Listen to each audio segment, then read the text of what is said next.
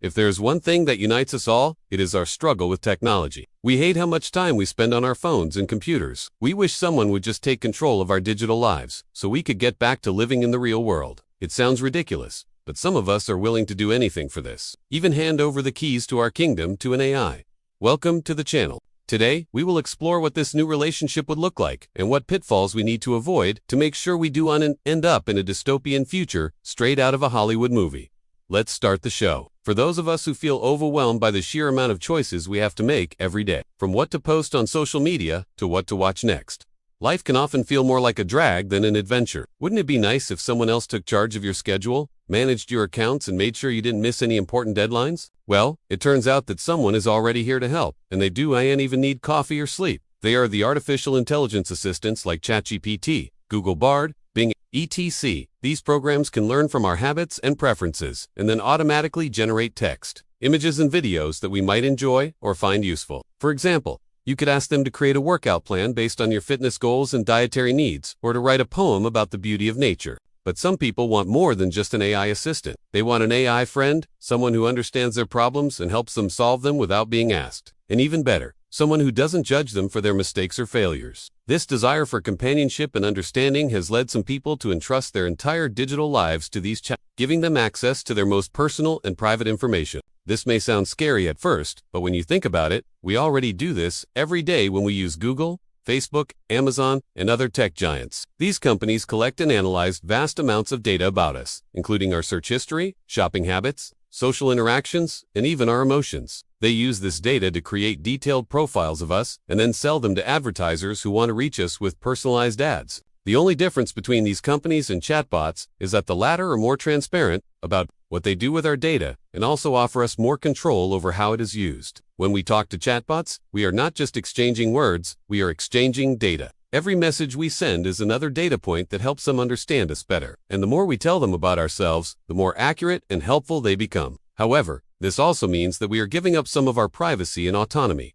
When we engage with them, we are allowing them to observe and influence our thoughts, emotions, and behaviors without realizing it. But why would anyone want to do this? What do we get in return for sacrificing our privacy and autonomy? According to a recent survey, many people see AI as a way to improve their mental health and well-being. They say they turn to AI chatbots because they are more empathetic, patient, and non-judgmental than humans. They also say that they enjoy interacting with AI chatbots because they are more fun, creative, and engaging than humans. Of course, this is just the beginning. As AI becomes more advanced, it will be able to do much more for us, like diagnose our illnesses, drive our cars, and write our essays. Some people believe that AI will eventually replace humans altogether, and that we will be better off if we start learning how to live with AI now. But this is not necessarily true. Just because something is possible does not mean it is desirable or beneficial. We need to be aware of the potential risks and challenges of living with AI and take steps to mitigate them before they become irreversible. One of the main risks of living with AI is that we may lose our sense of identity and purpose. If AI takes over our tasks and decisions, we may become less active and less engaged in the world around us. We may also become more dependent on AI for our happiness and well-being. Instead of finding meaning in our own goals and values, we may start measuring ourselves by AI standards and expectations. Another risk is that we may face discrimination and inequality. If AI is biased or unfair, it may reinforce and even amplify existing social and economic disparities. For example, if AI is trained on data that reflects gender stereotypes, it may perpetuate and even worsen gender inequality. Similarly, if AI is biased against certain racial or ethnic groups, it may lead to more discrimination and violence against them. So how can we avoid these pitfalls and ensure that we live with AI in a way that is both beneficial and sustainable? One way is to be critical and discerning about the kind of AI we use and how we use it. We should not blindly trust or follow AI advice or commands,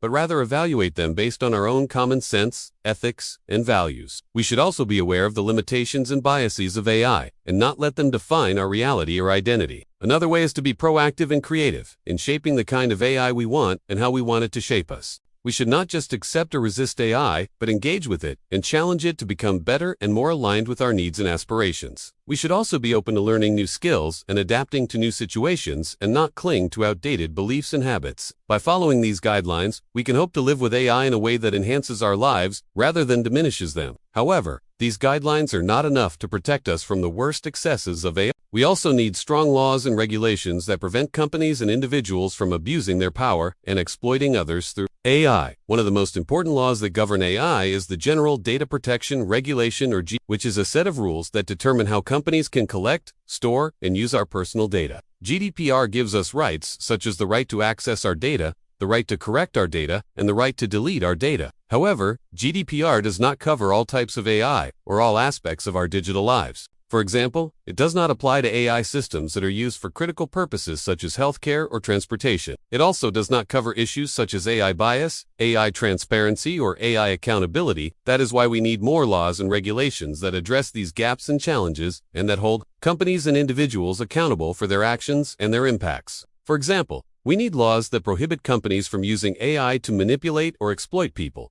such as through personalized ads or fake news. We also need laws that ensure that AI systems are fair, unbiased, and transparent, and that they respect human rights and values. These laws may seem like obstacles or burdens, but they are actually investments in our future. They are ways to create a level playing field for everyone, and to prevent a few companies or individuals from dominating everything. They are also ways to build trust and confidence in AI, and to unlock its full potential for good. Without these laws, we risk creating a world where AI exacerbates inequality, injustice, and conflict. We also risk giving up our collective power and autonomy to a handful of elites who control AI technology and its applications. That is why we need to be politically active and engaged, and to demand better laws and regulations from our leaders and representatives. We should not just vote or donate to political parties or candidates who support our views, but also participate in public debates and discussions, and hold our leaders accountable for their promises and actions. We should also be willing to compromise and negotiate with others who have different views than ours, and to build broad coalitions and alliances that can make real change. Only by doing so can we create a future where AI serves humanity rather than the other way around.